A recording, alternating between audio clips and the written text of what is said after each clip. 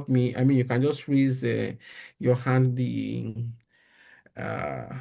people who are the admin will probably stop me and say you have a question, and then we can answer. And then this can also be a discussion because there may be people who even have more insights or more experiences in this than I am.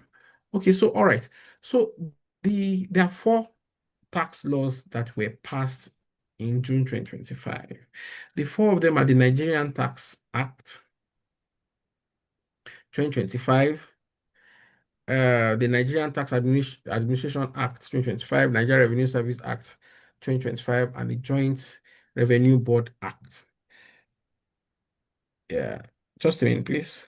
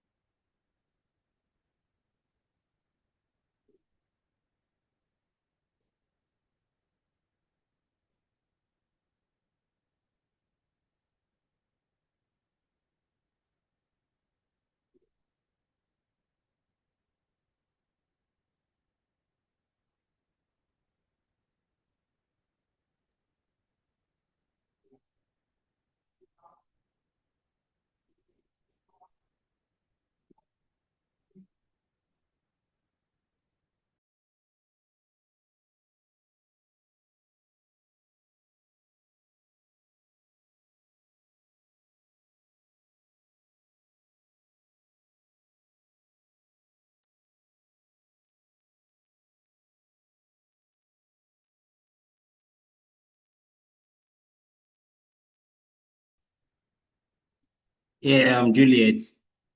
Sorry about that.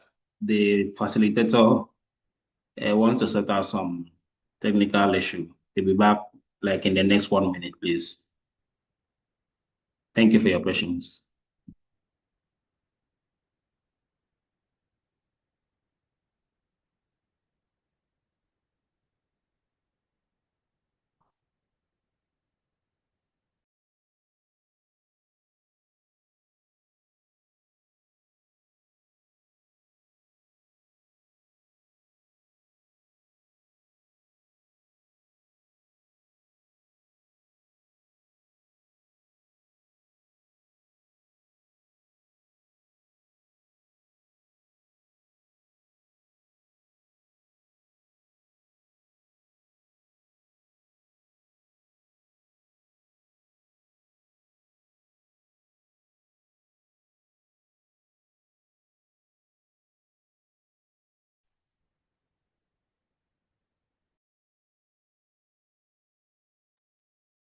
Okay, so while we wait for the facilitator, I want to use this opportunity to recognize the other executive members of NIWAB.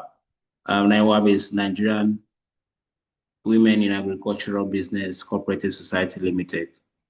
We have the National Secretary in the person of Ms. Ruth Isong. Ruth Isong, are you still available? And then we also have VP1, that is the Vice President 1, Hajia Aisha Suleiman. That should be Binta, right? Or no, that's not Binta. That's the national, the VP1, Dr. Okay. Aisha Suleiman.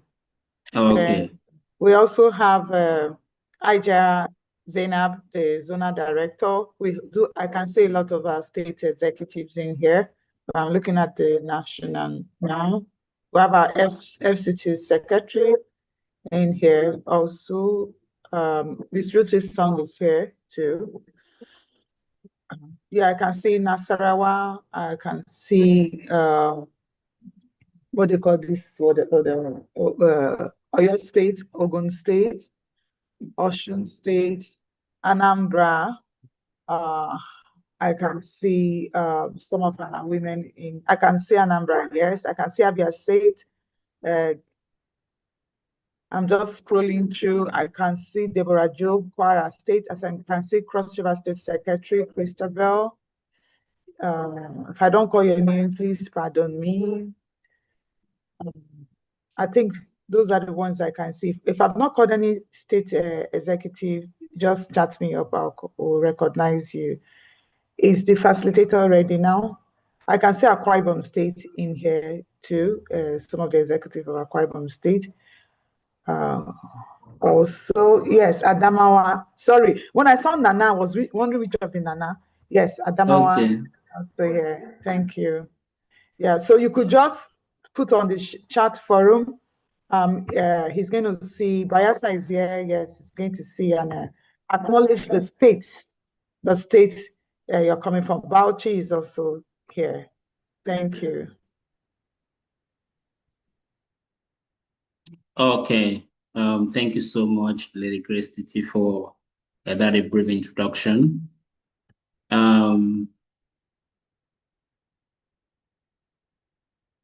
The facilitator is still trying to get set, and soon he will joining us again. All right. So I want to say that this is another opportunity for us to network and collaborate with each other. So there might be people here doing the kind of business that you would like to collaborate or providing the kind of services that you may need for your business. Okay, so I want to encourage everyone to, I've seen that some people have done that already, but for those that are yet to do that, I want to encourage us to put our introduction in the chat box. So for example, we want to know your name, the state where you're dialing in from, and then we also want to know the business that you do, that's the service you offer. What problem are you solving, or what solution are you offering to people? I can see a hand raised, Emilia Mwala. Yes, Emilia, do you want to say something?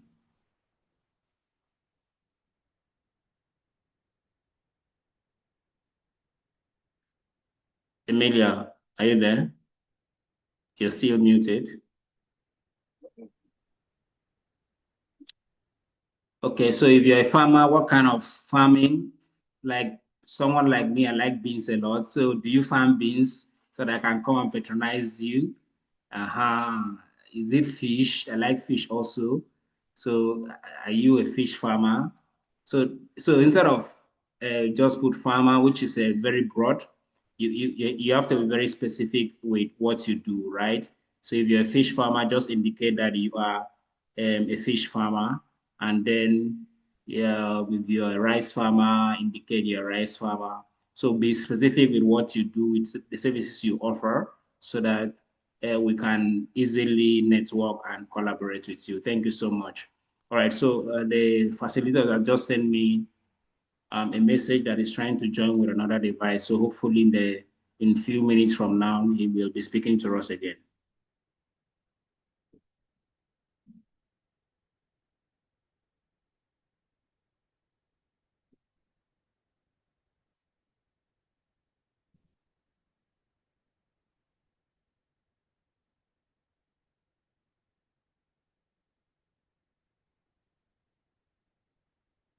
And then, so while we're waiting, I want to share a pool with us here. And I want us to quickly respond to this pool.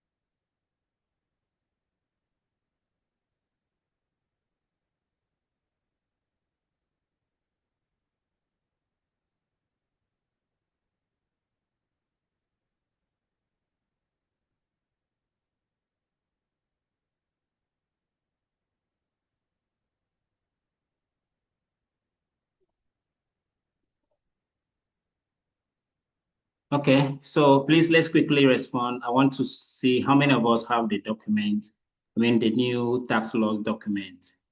So that after this, we may know whether we have to send it to everyone or whether we do not have to send it, or whether I have to share it here in the chat box. So I can see that quite a number of people do not have. So out of 17, only one person has indicated yes. Okay. Okay. Let's respond to the poll.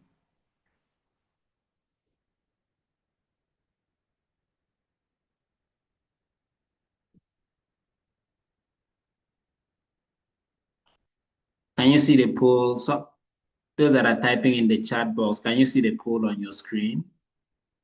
All right, so kindly respond to that if you see the poll on your screen.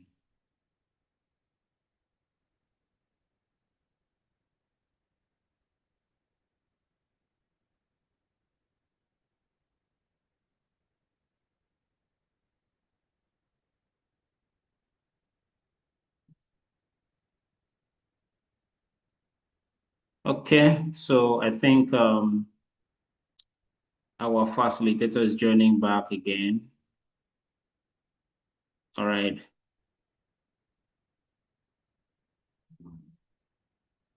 Sorry, apologies. My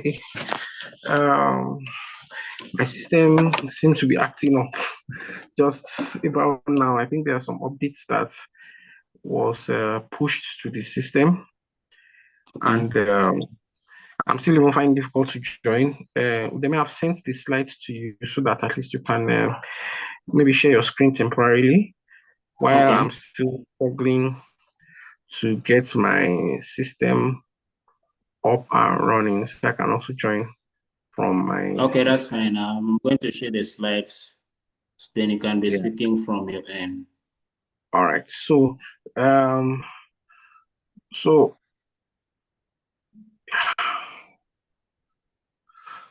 yeah. So I was saying, sorry, I apologize to everybody on the call. I was saying that on the 50 plus overlapping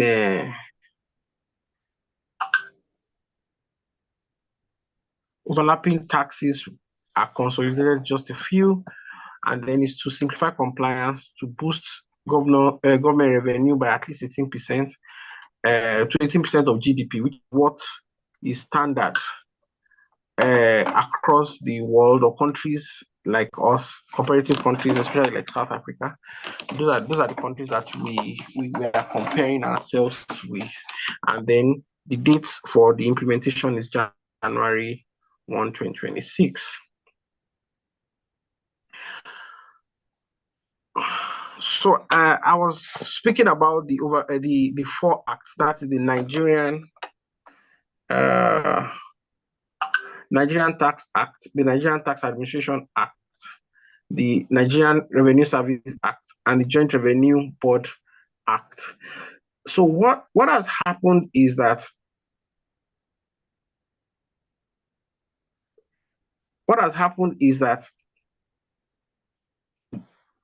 these four new laws have consolidated the old laws. Odemeka, please, can you go to the next slide, please? The next one. Good. So before this. So the one before this, please. Nigerian Tax Act consolidates all the tax rules, repeals the old law, including the old VAT Act and the CIT Act. And then the whole essence is for the boosting of the efficiency of this act, and then to also focus a little bit on the informal sector inclusion without penalties. Now, the idea is many people were not paying taxes before. Next slide, please. Many people were not paying taxes before, but the government wants to make it possible and easy. So the idea is people who were paying were probably even paying too much, but a lot of people were not paying. So if government is able to get everybody to pay, and if government is able to get everybody to pay, or more people to pay, the total amount that will be generated will be higher, and then the burden of the tax will reduce generally across board.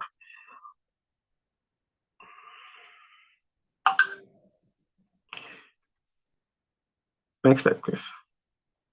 All right. So there are three main themes that these new laws are supposed to cover. Now, the first theme has to do with exemptions and the thresholds. So the first thing has to do with exemptions and thresholds. Now, some people are exempted both on the personal side and on the company income tax side. So before, well, we'll still go into further examples, but let me just explain the concepts. So now small companies are exempted from paying CIT. So people who are going to be paying okay, I was trying to join my, okay, let's just continue like this. People who are going to be paying now are the big companies. And what is the definition of a small company? A definition of a small company is a company whose turnover is less than 100 million for the year. So turnover is not profit. Turnover is total revenue from the company for the year. So if the turnover is less than 100 million and if the total assets are less than 250 million, the company is exempted from paying CIT.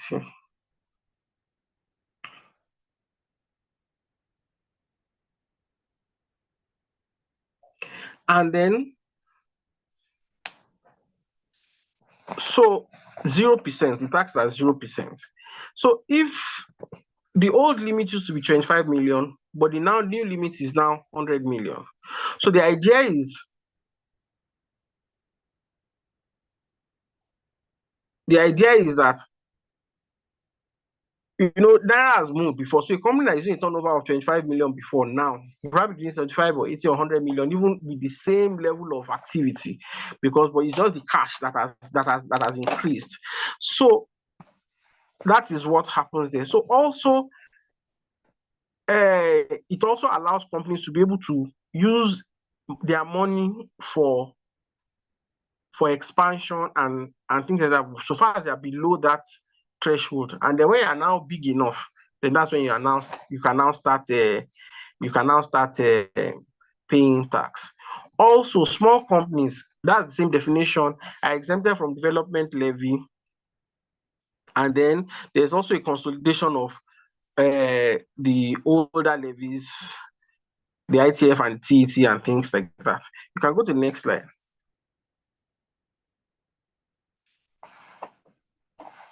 So the exemptions also enters into personal income tax.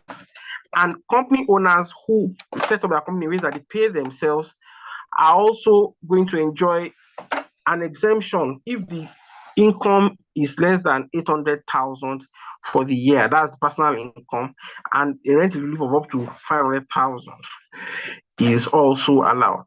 So owners will pay no tax on low income and deduct 20% of rent. No minimum tax if deductions exceed, the VAT. So that's that about the personal income tax. So there's VAT and credit exemptions. So also they say part of the exemptions that we have now is that VAT is exempted from food and essential goods. So companies who sell food will no longer be required to remit VAT on those food items. So the idea is to help us, essentials like food, is to also to try to drive down the cost of food in the market. But whether that will be effective or not is a different question that we need to answer, because if government says don't collect tax on food again, I know that it doesn't necessarily mean that the tax will probably now go into the hands of the companies who are supposed to have charged the tax before. So that's the exemption on VAT. Also, the VAT refund process has also been simplified, and all of these are in the various sections of the Tax Act, especially of the NTA. All right. So the second theme for this has to do with the way the tax is being collected, the way it's being administered, and to also help with the compliance. Next slide, please.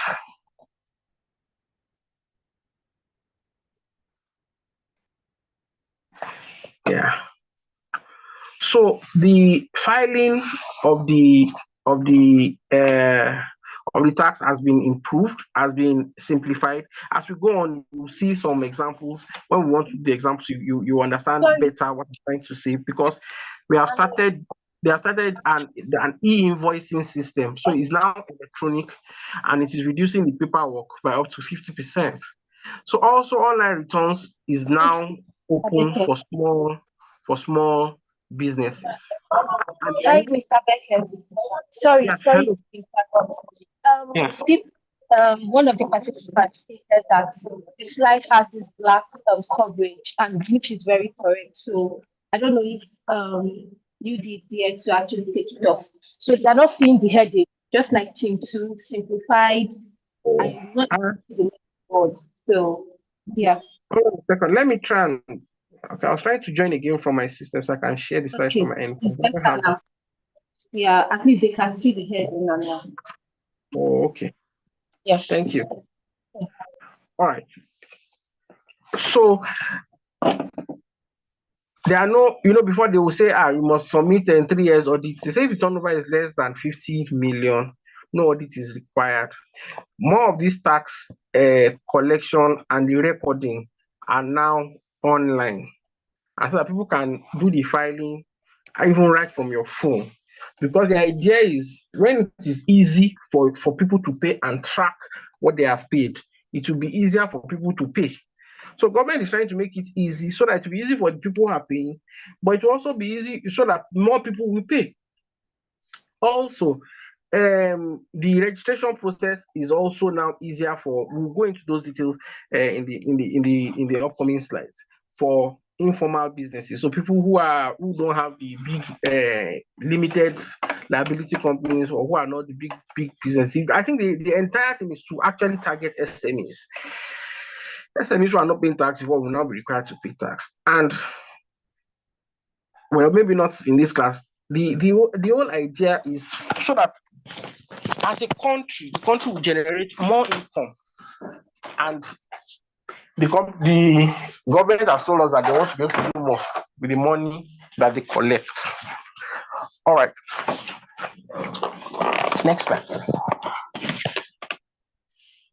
So the third theme has to do with the dispute resolution, because normally taxes generate a lot of problems in terms of a dispute.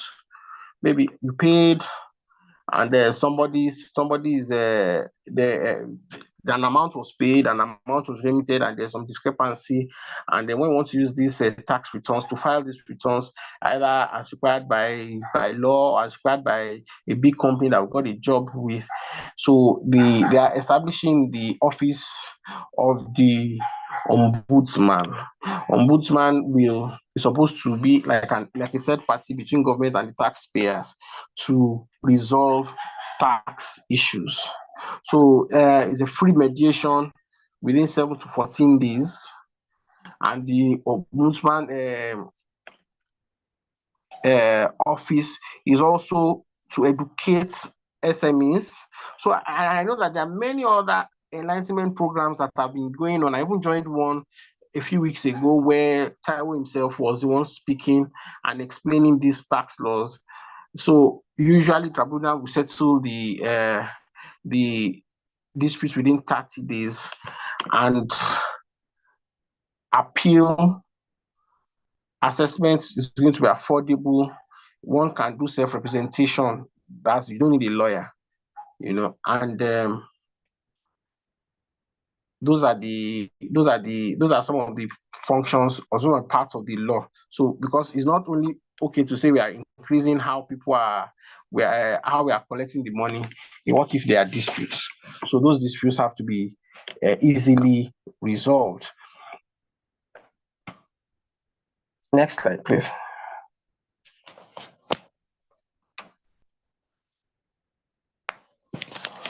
So the joint revenue board function, this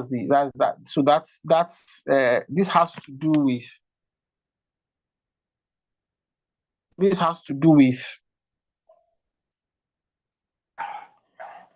with harmonization of taxes across federal, state, and local levels. So there are different taxes that people were paying at different levels, but all of these taxes are being reviewed and harmonized into simplified ones so that we can reduce what we call double taxation or multiple taxations of the same income. So the joint revenue board function, and that has to do with the fourth law, that's the Joint Revenue Board Act, which deals with the harmonization and the disputes. There's something that I didn't mention earlier, which I didn't expatiate on, which is the National Revenue Service Act, where the National Revenue Service will replace the FIRS, because those are part of the things that is going to start from January 2026, from January 1 next year. All right, so next slide, please. Excuse me. Yes. Sorry to take you back.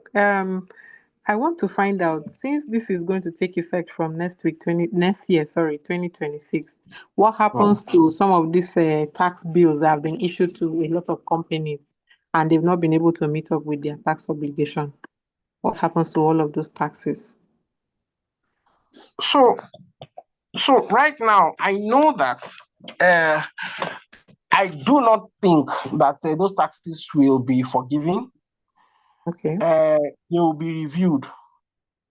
And I want to believe that the office of the ombudsman will be able to step in and check those taxes and say, okay, these are the taxes that you are supposed to have paid, and these are the ones that you are not supposed to have paid. But the law is not going to be retroactive. It's not going to apply to 2025 taxes. It's going to apply only from 2026 going forward. So the taxes that were owed before, I want to believe that from my understanding is that they will still remain, but the new rates and the new exemptions will apply from 2026 going forward. So, for example, let's say a company who was doing a turnover of 40 million, like what we have on the screen today, was already owing tax up to 2025, and then by 2026 is now doing 50 million, or is still doing 40 million. It won't start owing tax for 2026, but the tax that was owing for 2025, I believe that the company will still be required to pay, but the exemption will not be retroactive. The exemption can only be progressive. That's from 2026. I don't know if that answers your question.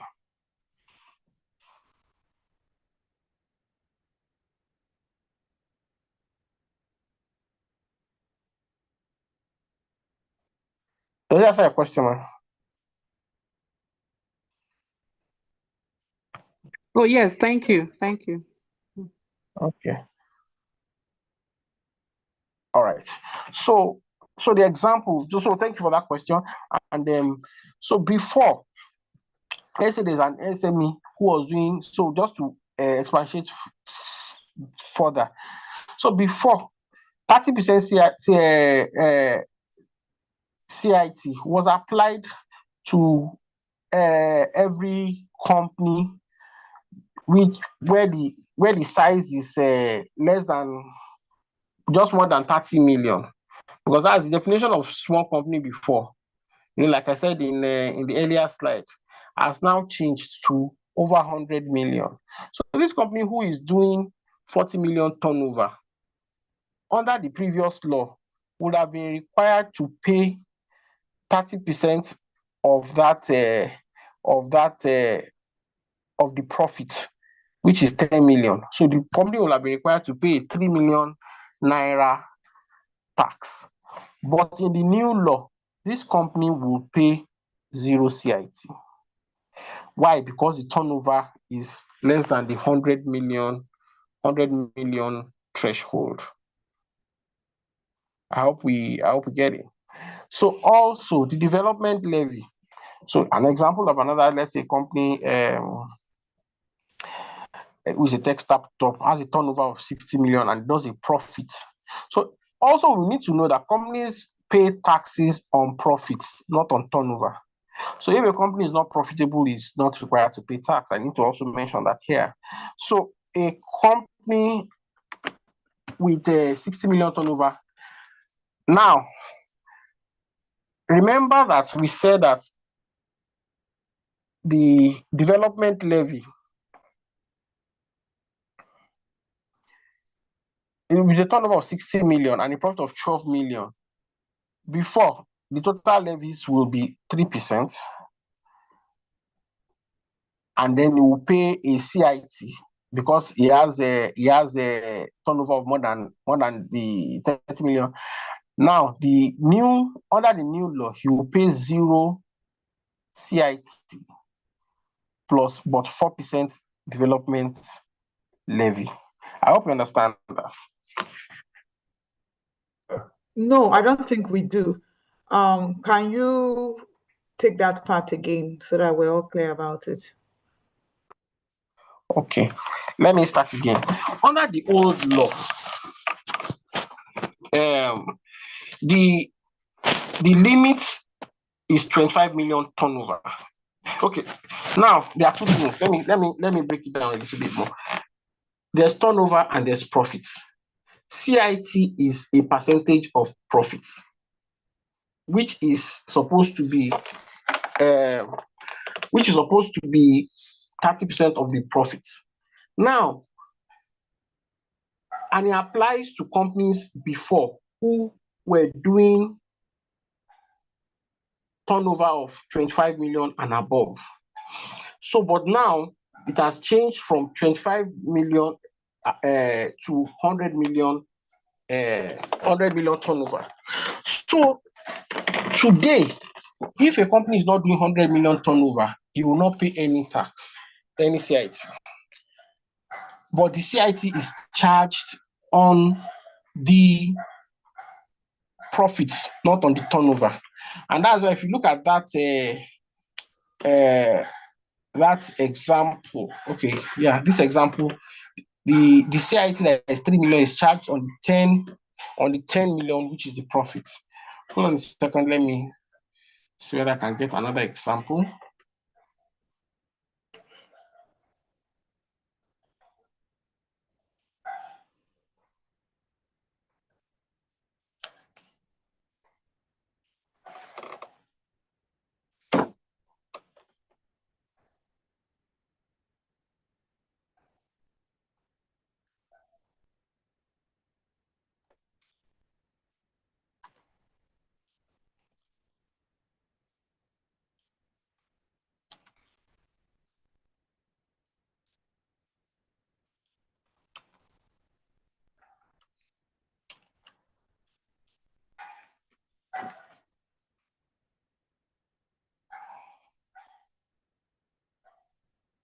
All right.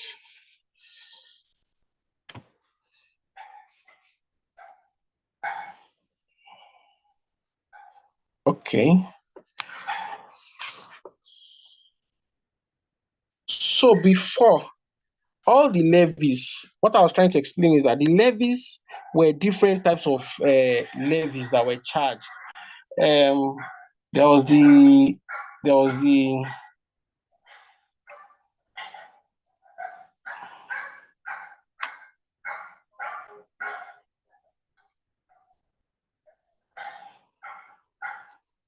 But now, all the levies are put together and now called development levy and it's charged at 4%. So the person is going to pay just 4% levy. Okay, facilitator, what I was expecting to see in this example and scenario to make it easier for Okay. women to understand is I need to see this example you gave. Okay, so for example, the first one, CIT expansion and scenario. You said before it was 30% of the CIT, which is 3 million that the person was to pay, is it not? Now, for companies that have a turnover below 40 million, their asset Below is 100 million. Below 100 million. Okay, so we needed to see that side by side. So this is how it was before. So now it has been extended to below 100 million. I'm looking at the CTI exemption scenario. Now, that first one. So we needed to see it like together, side by side, maybe with a line cross to say before this is how it is. Now this is how it is. Then before this is the total amount in Naira and Kobo. Now this is the total amount in Naira and Kobo. It makes it quite easier for us with that pictorial example.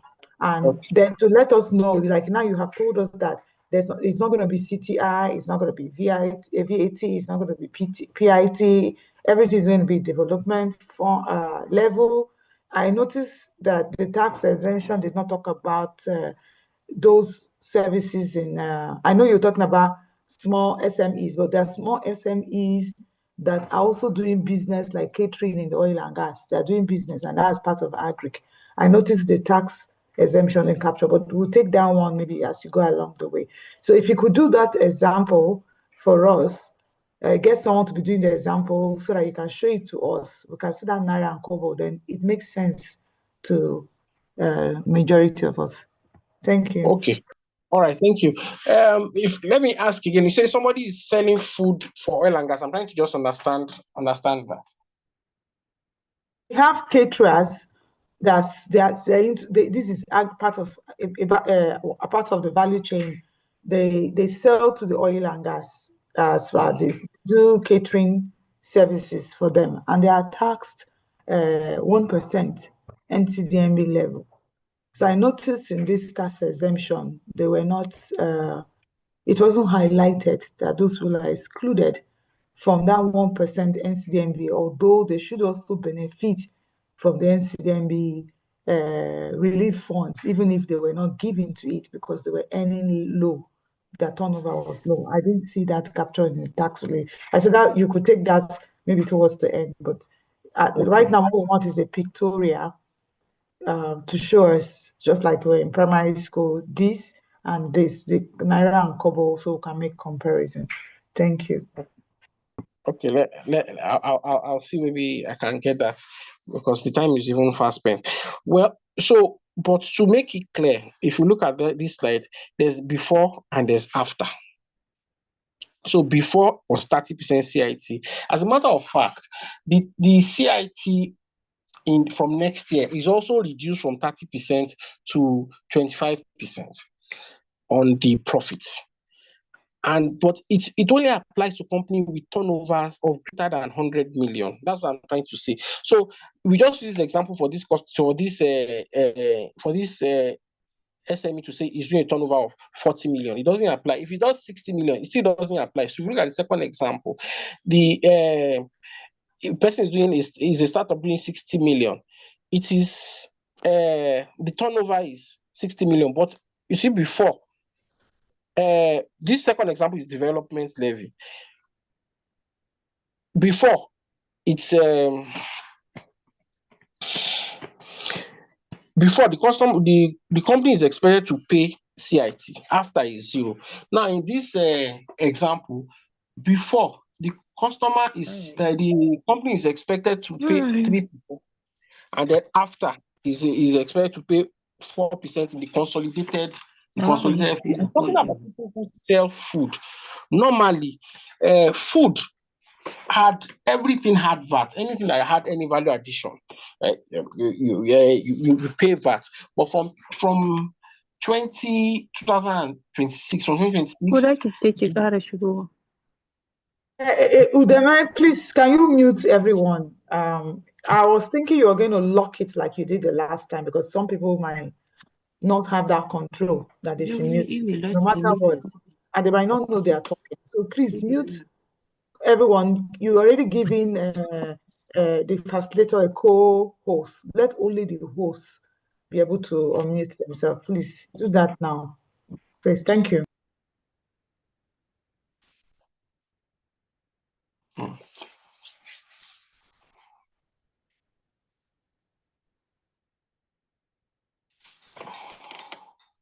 Okay, so I'm saying that it is both the it is both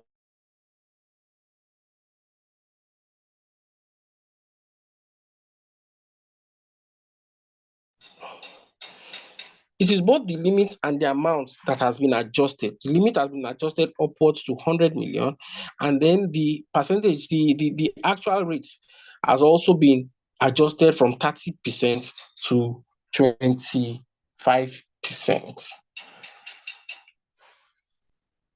Because what I was thinking was important to us, because as we go on, I mean, this is just supposed to be like an overview, like a very scratching the surface, because the entire document is like 393 pages, which I believe that we may not be able to go through in all the details on this call. And of course, that's one of the reasons why PL Mutual is available to give us more explanation and more, especially when it comes to your one-on-one, to say, okay, what will my tax be like? But what we need to do, that's why it's very like on the surface. Say, if you are not doing 100 million turnover, don't worry. But the moment you start doing 100 million turnover, and then that's when you begin to start calculating your tax. But what is the most important thing here for us? And I can say this now, and maybe even in the from the next slide, as companies, because we are entering into another tax regime, and it is very important that we are not caught, we are not caught off guard in this new regime.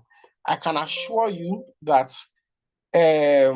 the government is taking taxes more seriously, because the Tinubu government are seeing that there are a lot of opportunities in taxes, and all over the world, that's how government makes money, even other than maybe the oil that we sell.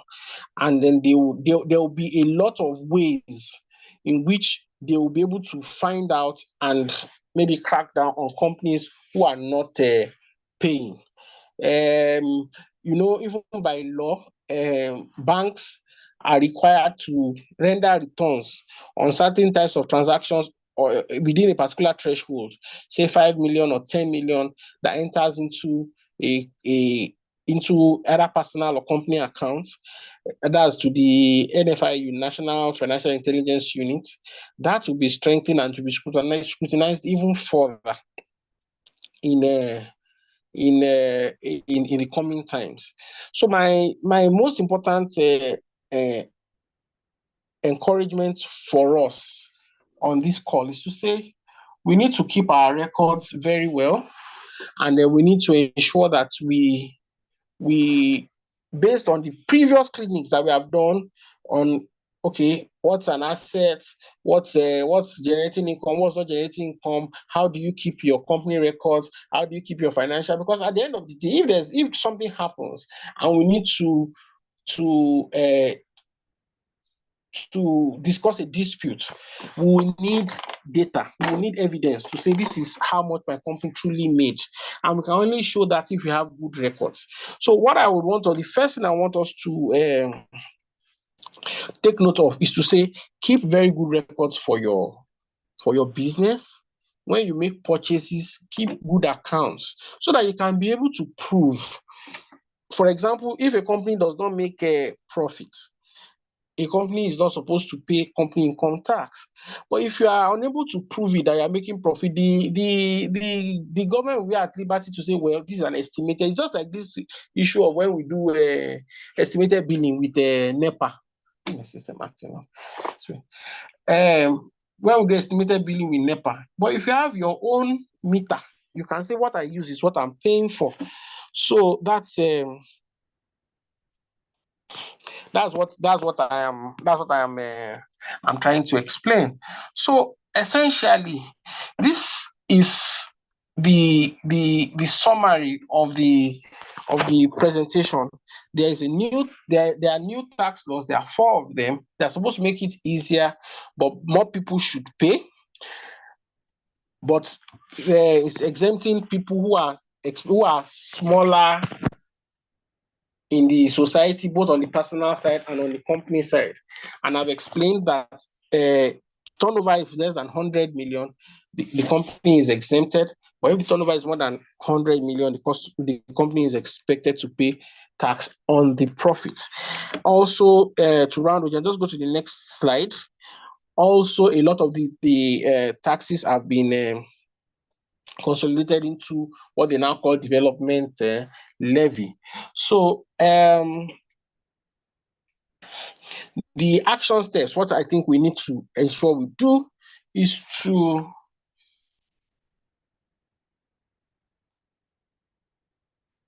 check, which I think we have done already, against the thresholds. You can also go to, there's a website, you can write down nrs.gov.ng. You need to log on with your TIN number. So I think you also, one of the things, we need to also get TIN numbers and be able to file our taxes. And if you file 0 if we have not paid. So on that site, we'll be able to check eligibility. Also, if there are any challenges, where we can consult accountants, of course, like Pale Mutual, to also help us enlighten us more, like I said before, on a one-on-one basis. The charges, I'm sure, will not be too much to save us from a lot of trouble in the future. So also, we should also try to adopt e-invoicing and data reporting tools. We should attend workshops. And the National Revenue Service will also be creating a lot of workshops and enlightenment for SMEs,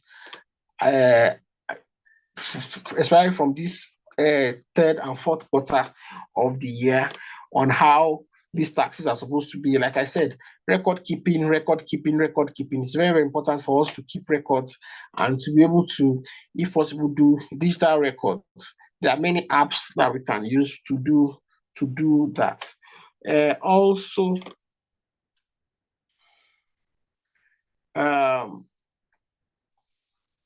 you can use mobile app for tracking, and it's good for us to keep our records. Also, to register on the NRS portal. You know, they said they have a free invoicing software that is integrated to that.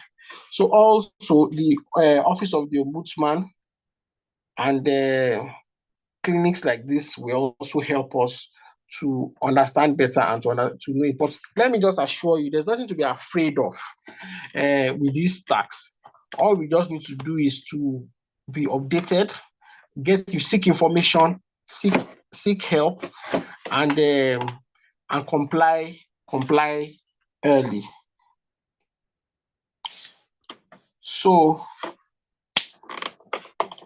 also, to summarize, before I take any other questions, is to say that the key takeaway is this reform is supposed to reduce the burden on people who don't have a lot of capacity, so that it's the bigger people that will pay bigger money and small people will be exempted.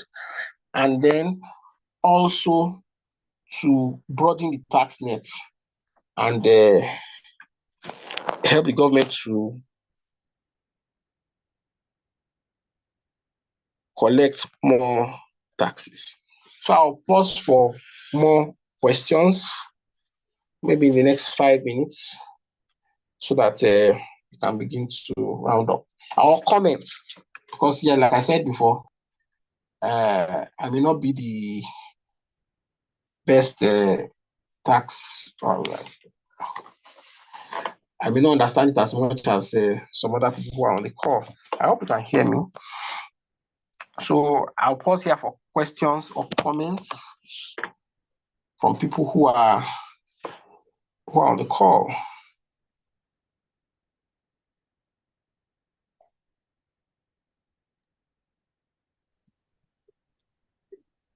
Hello. Yes.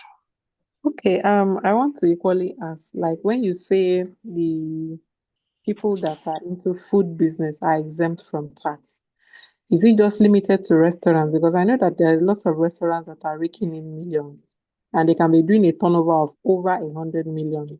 So does that still apply? And then how about agricultural products? Because like farmers now, there are people who do large scale farming. You understand? Are those not part of the agricultural products that should fall under food and all of that? Are those all equally exempt from the tax? Okay. All right. Thank you for that question. So when I say food is exempted, food business is exempted from VAT, not from company income tax. So company income tax also applies to profits, not turnover. So let me step back a bit. Number one, there's VAT and there's company income tax. There are two different taxes. Government, the federal government collects VAT from every sale that somebody makes.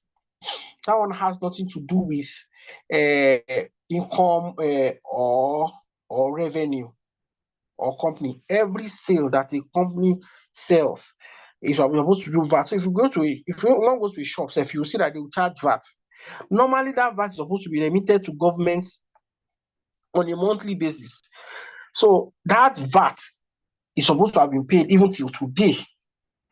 But the exemption for VAT for food is so that people who are selling food will no longer need to charge customers VAT, and they won't need to remit VAT that they did not charge customers. So the idea is to make food cheaper. So let's say somebody was supposed to buy food of 10,000, but VAT there was already 7.5%, which was like 750. The person can now buy the food for 9,000 something. So the food is supposed to be cheaper. That's the purpose of that VAT exemption. VAT is different from CIT. CIT is the amount from profits that the company makes. And that one is for companies that make, so if the food business is doing 100 million turnover and makes profits, then the food business will still pay CIT.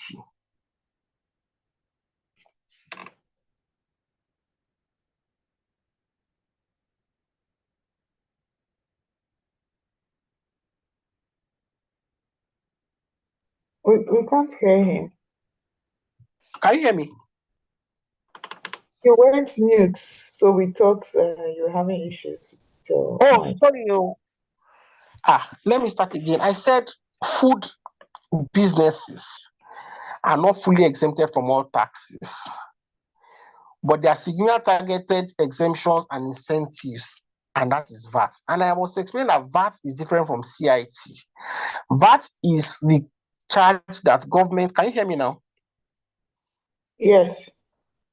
So VAT is value-added tax that government charges. The VAT is actually not the company paying; it's the customer that is paying VAT. It's the person who is consuming that pays VAT. It's only that the person who is selling it is the one that is collecting it on behalf of government. So they collect this VAT and then remit at the end of the month. So VAT of 7.5%, the VAT rate also was not changed. It's supposed to be remitted at the end of the month. So if somebody makes sales of 10 million, then the VAT of 750,000 is what's supposed to pay to the government by the month. But because that VAT must have been charged to the customer, so they collect it. The purpose why government is saying zero VAT on food is so that instead of collecting 10 million from your customers that are selling food, you are going to collect 10 million less VAT from the customers so that the food itself will be cheaper and customers can buy more. Or the people, the tax is relief for the populace. Not for, so VAT is actually between government and the people who are eating the food. So, but for CIT, is a different tax. It's a company income tax, which is that if you're for you to be doing business in Nigeria and you're making money, government says part of your money you have to give us part of the profits that you're making. So if your company is not making profit, first of all, the company cannot even pay, no matter what the turnover is. And I said that the turnover of so if a company is big and does a turnover of greater than 100 million and makes profits, that company will be required to pay tax on that profit that has been made. So, for example, if big companies like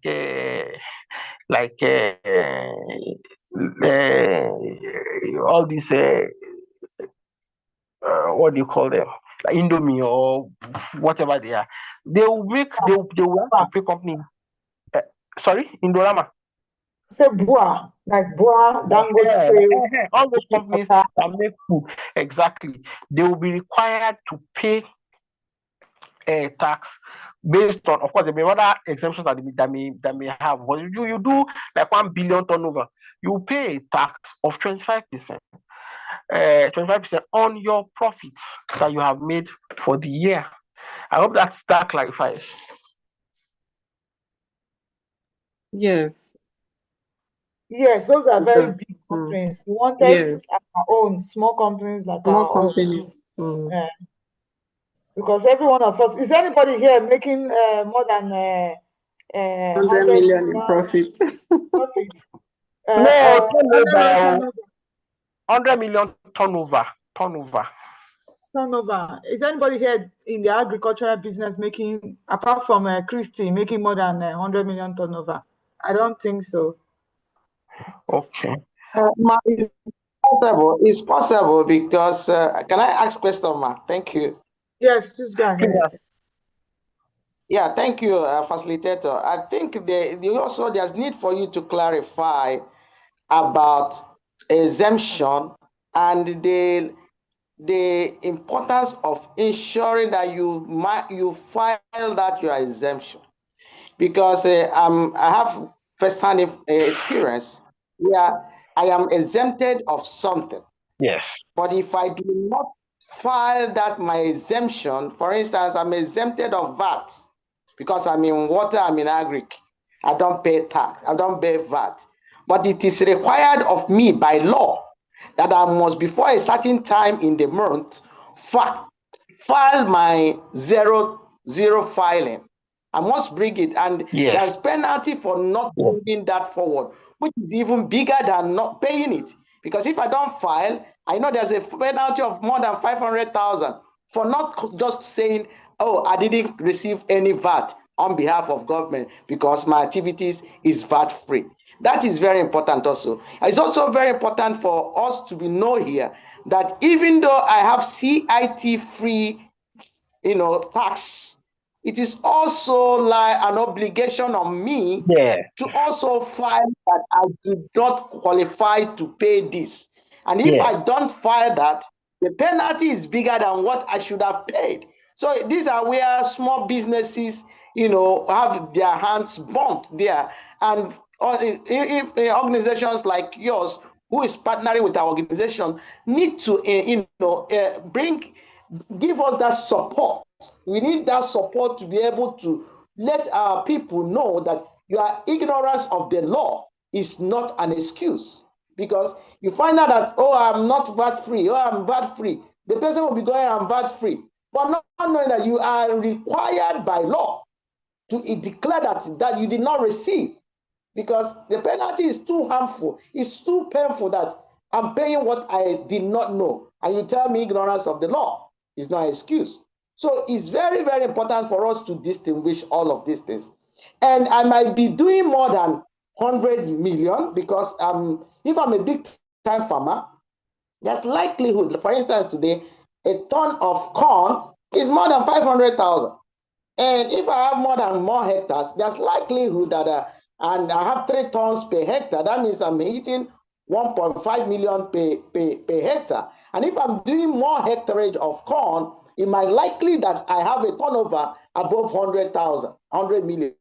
But it is important to now know, out of this 100 million, what is my profit in it? Because if my profit, yes, I am by volume, I'm due to pay CIT by volume.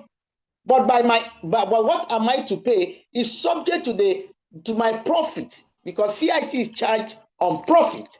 That means my auditor must be able to capture all my subheads to make sure that I am on profit lane. Then that I will now pay a percentage. So it's very important for us, and this is where there's a mix-up we do with tax agents. We are many people failing, and also the time frame when you are supposed to remit these things is also stated as an obligation. If you are supposed to do it between January to March and you did not do it at the end of March, there's penalty also. That is like, if you don't present it before the 5th of the next month, there's also penalty. So this is where I need us to have that enlightenment, so that we are not taken aback, telling me I'm VAT free. Yes, I'm VAT free, but it's not really free, because you don't file, you have bigger penalty.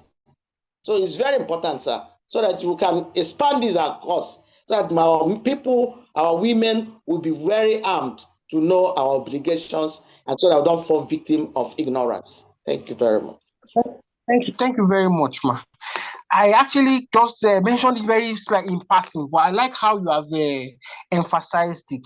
Let me also re-emphasize that you will need to register your team, because for you to even file anything at all, you will need an identification number. So you have to have a team, and then you register. You have to file officially that I'm paying zero.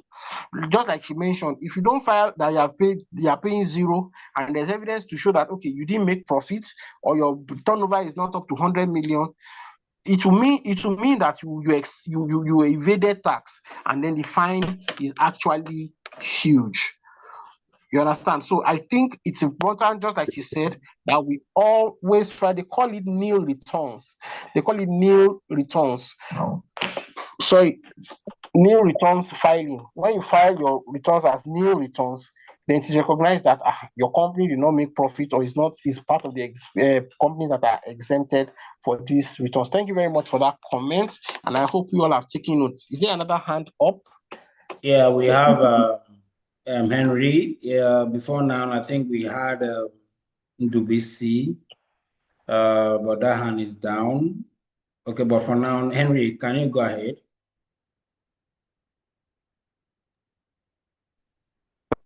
Henry, you're still muted. And good afternoon. Okay. Yeah, good afternoon. Go ahead, Henry. Can you hear me? Yes, good Yes, afternoon. please, go ahead. Go ahead. First, let me appreciate. Thank you so much. First, let me appreciate the presenter.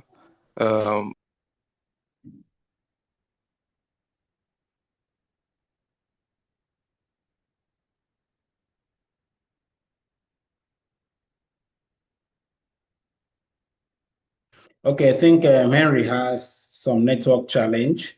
Who again raised his or her hand? I'm trying to spot the person. Okay, Grace Titi, your hand is raised. Okay, go ahead, please. Thank you. Okay, so I needed you to clarify 2 things. Someone has asked a question. The new tax is about limited liability.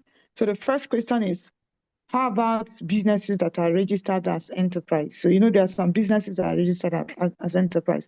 How does this new tax law apply to them? That's one. Number 2, NIWAP, that is here with some of his friends, his affiliate members, leaders, and friends that are here.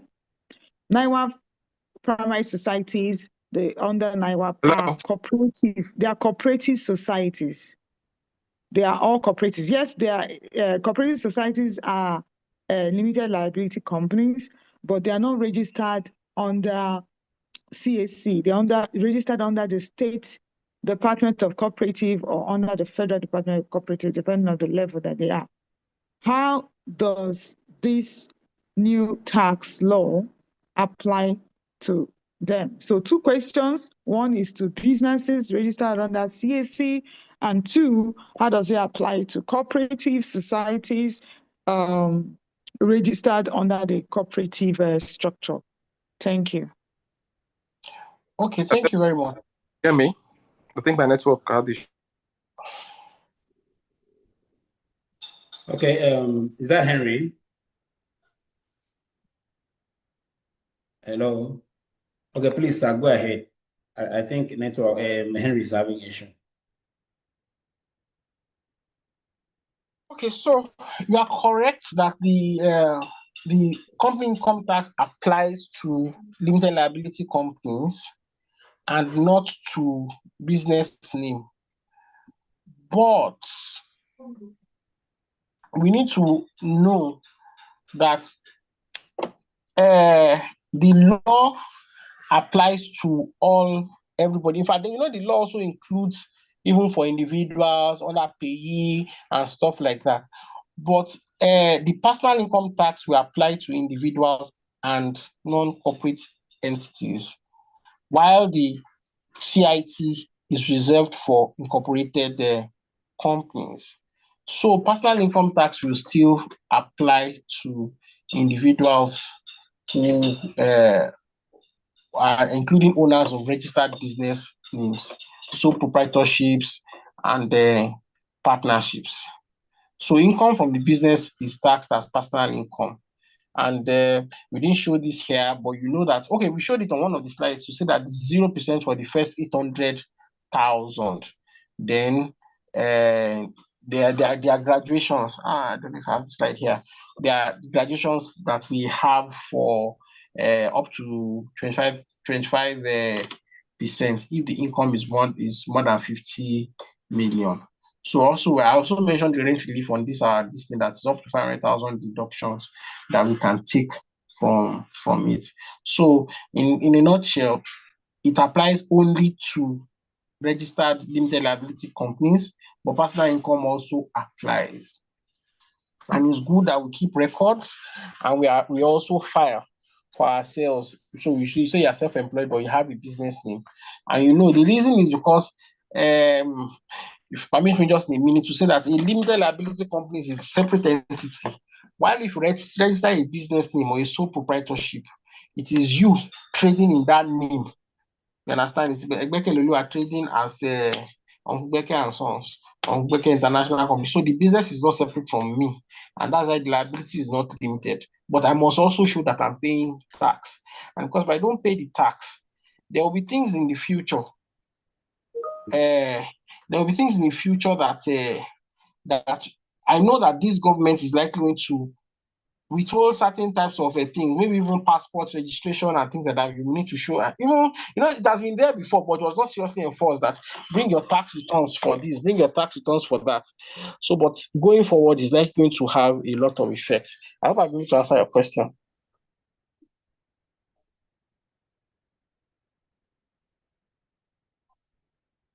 Okay, Grace No, you Titi, haven't answered the question on cooperative. You only answered for enterprise, but not cooperative. Okay, so Grace Titi, to add to what he has said, in case you didn't understand, right? Cooperative. When you say cooperative, are you looking at, say, an NGO? Are you speaking in that sense?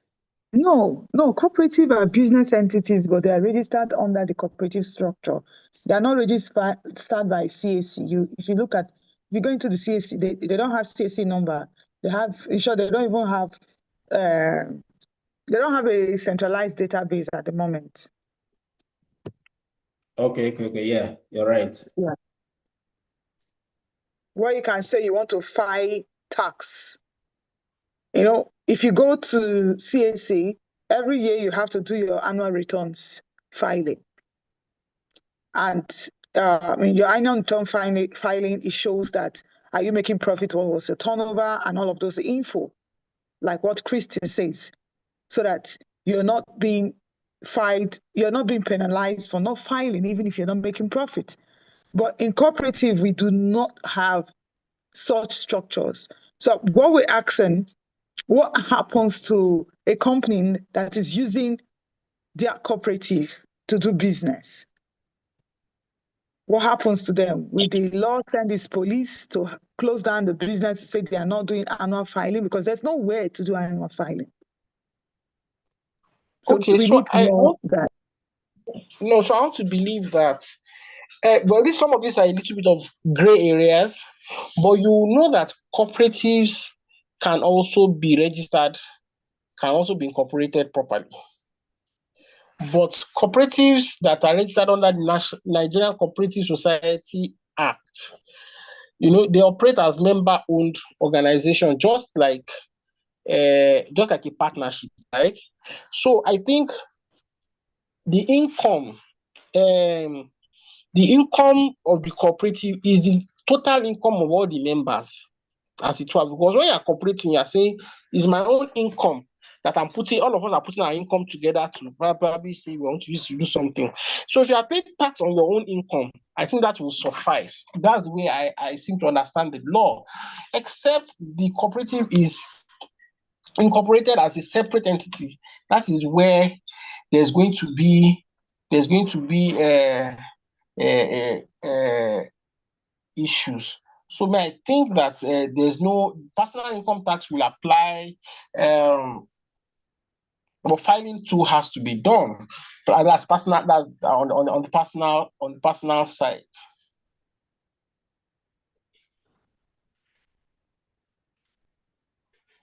So I hope I'm a little bit helpful.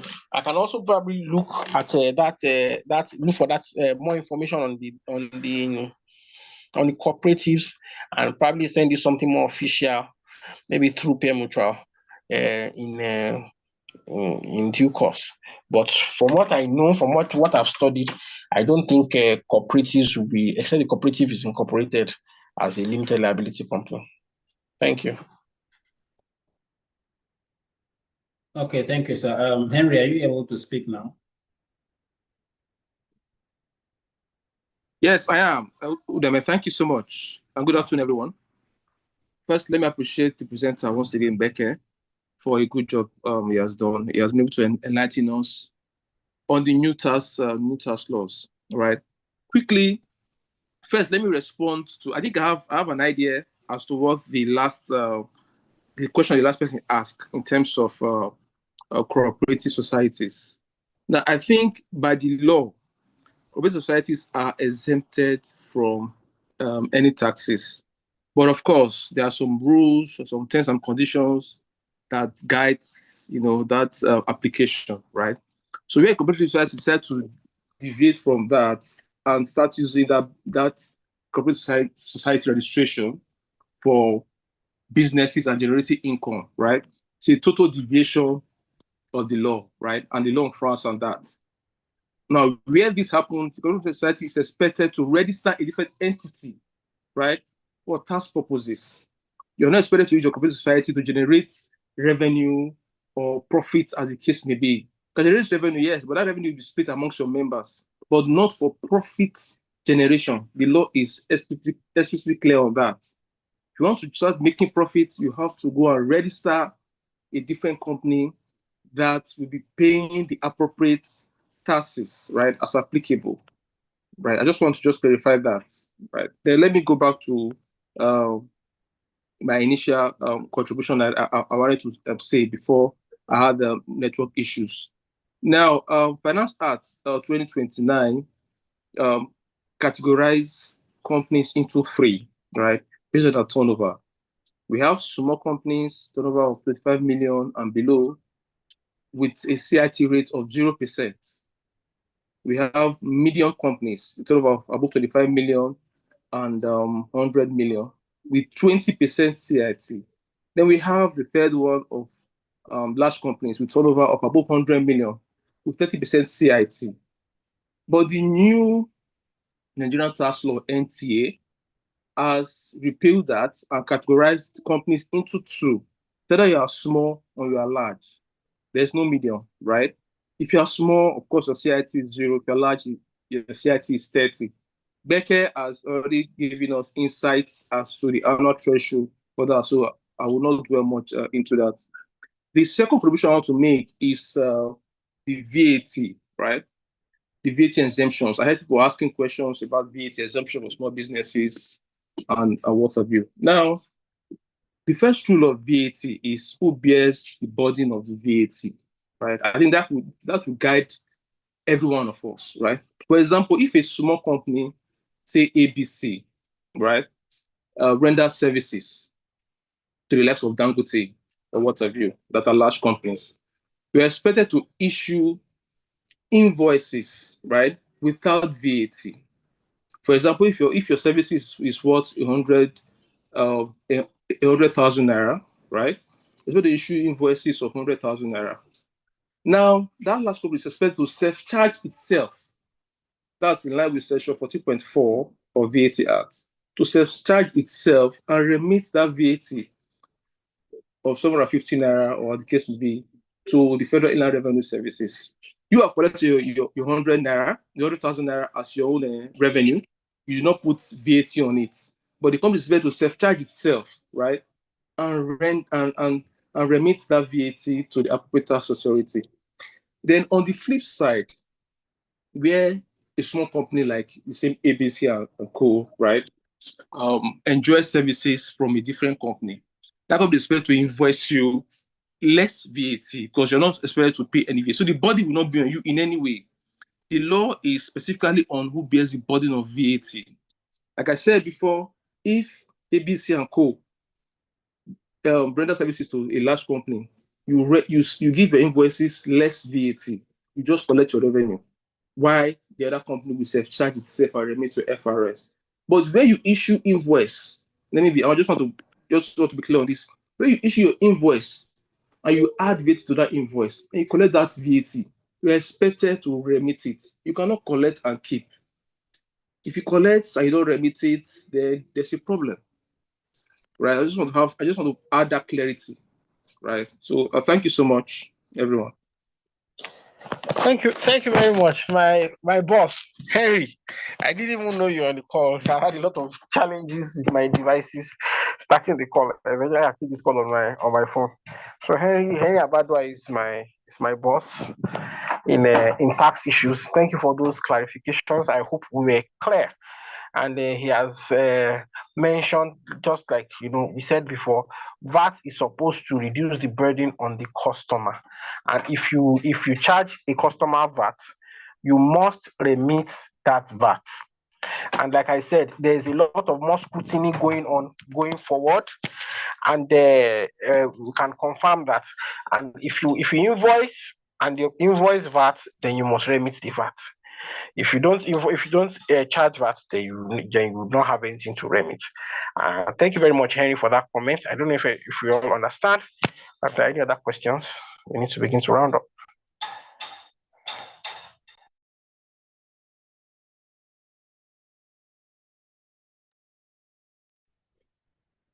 Okay, so I want to believe that there are no more questions from us. Sincerely, I am delighted at our commitment and our engagement during this webinar. The majority of us have stayed put until the end. And I want to also say a very big thank you to our facilitator, Mr. Beke, for doing justice to the subject of the new tax laws in Nigeria. Also, thank you so much for all the contributions. Thank you, Mr. Henry, for that clarification. And thank you also to our partner, NIWAP, Lady Grace you've been wonderful. And also thank you to your executive. I could see Ruth. I don't know whether others are still on the call, but I believe they are on the call also. So thank you so much, the national leadership and the state leadership, for staying put, for encouraging your members to join. And I want to conclude by saying that if you have any question, you want to reach out to us, feel free to send us an email at consultants@ pearlmutual.com. If you want to watch this section again, I'm also happy to inform you that we were streaming live on YouTube. So you can also head to our YouTube channel and then have this section repeated again. You can watch this section again on YouTube. So thank you so much. If you need the new tax law document, as in the manual itself, like Becca said, is about over 200. I think 215 pages. Yeah, if you need it just for your own library or for your own reference, you can also reach out to us and then we'll share it with you. All right. So at this point, we want to draw the curtain, and I'm saying thank you so much, and we hope to see you during our SME clinic for the last quarter of 2025. Do enjoy the rest of your weekend. Thank you so much, everyone. Yeah, thank you. Thank you, Thank you. Adamo. Thank you. Thank Thank you. you. Thank you. Thank Thank you. you. Thank you. Thank you. Yeah, thank you too. Thank you too. Thank you too. Thank you too. Thank you. Thank you Thank too. you. Thank you. Thank you too. Thank you too. We appreciate you. Thank you too. Thank you very much, our facilitator and Thank you so everyone. You're much. welcome. God bless you. Thank you. Okay. Thank you very much. Thank you, our new world national president. You have done well. Yeah, thank you, man.